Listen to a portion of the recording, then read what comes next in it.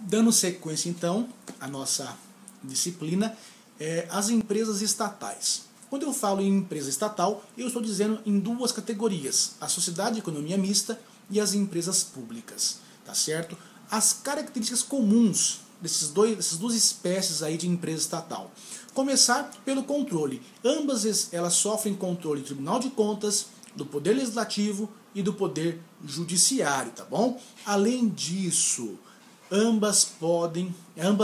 elas são obrigadas a licitar. Tem que ter prévia licitação.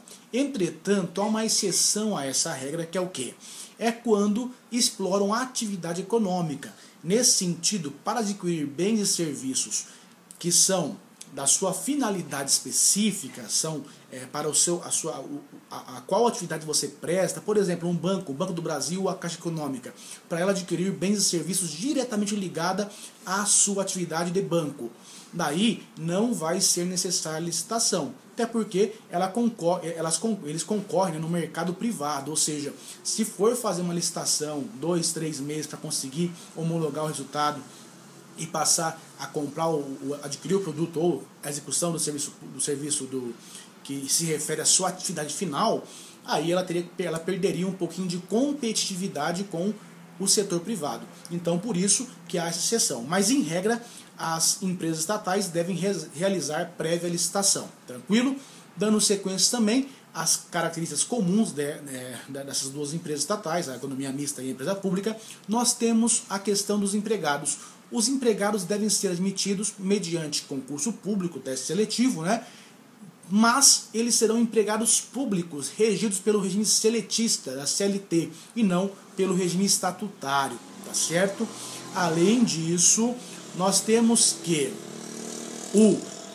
ambas entidades, tanto a empresa pública quanto a sociedade de economia mista, elas podem tanto prestar serviço público quanto explorar atividades econômicas, beleza?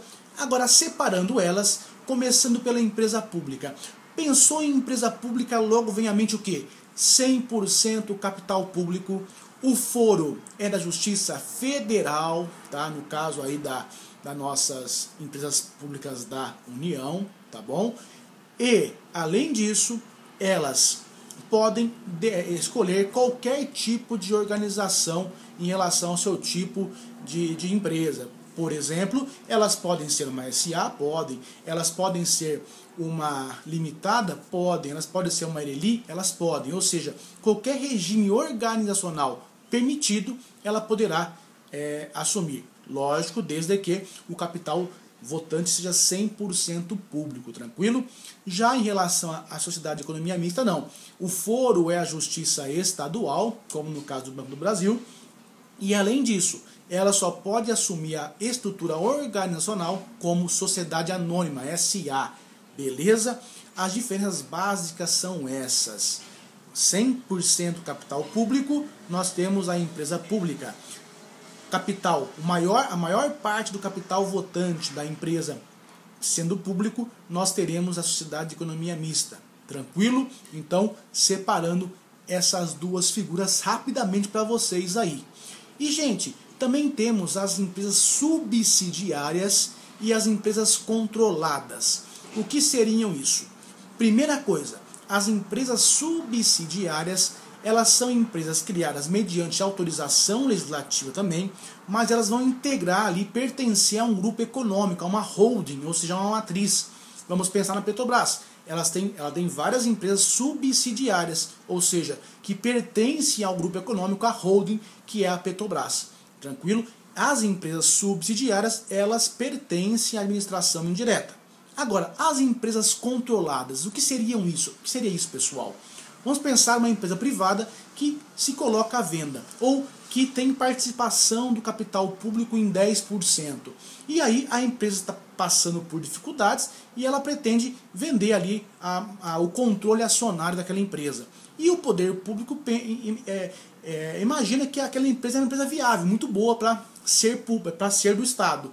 Vai dar dinheiro, vai render dinheiro, dividendos para o Estado. Então ele vai e compra a maior parte das ações e passa a controlar aquela empresa privada. Ou seja, nesse caso, a empresa passa a ser uma empresa pública controlada. Só que ela não vai integrar a administração indireta. E por quê? Porque ela não foi instituída mediante autorização legislativa. Ou seja, o Estado não a criou. O Estado a controlou posteriormente. Era uma empresa privada que passou a ser controlada. Então, ela vai pertencer ao Estado, sim, o controle acionário, entretanto, não vai integrar a administração indireta. Este é o nosso resumo da nossa aula de ontem, em 2 vídeos curtos, mas que o material nos dá de apoio aí, nos dá muito mais para aprender. Tranquilo?